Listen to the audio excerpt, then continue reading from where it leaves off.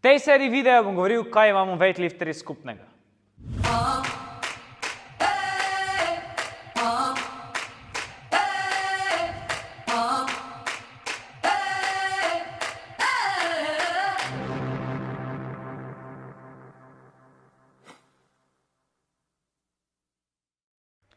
Druga stvar, ki jo imamo weightlifterji skupna, je hook grip.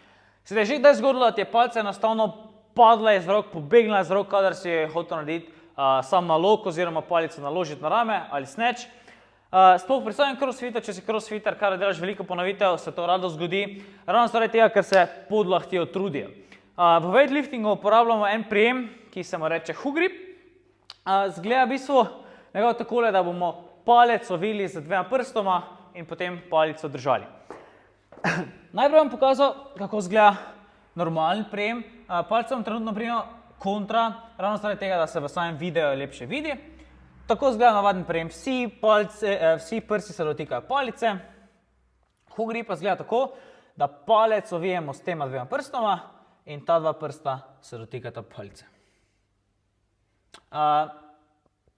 Kadar delamo poteg ali nalog, se v fazi vlečenja vedno uporablja hook grip.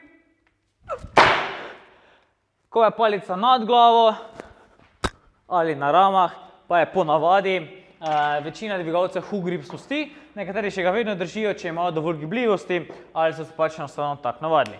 Zdaj, pri samem hook gripu je potrebno omeniti, da sam prijem v začetku malenkost boli, sploh kadar so večje teže.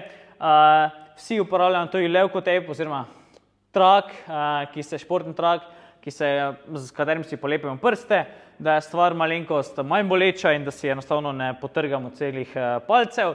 Tako da, kako se palec povije v naslednjem videu in v bistvu uporabljaj hook grip, kadar se le da, tudi če si crossfitter in se dolgo ne ukvarjaš z svojim weightliftingom, ti bo definitivno prišlo prav.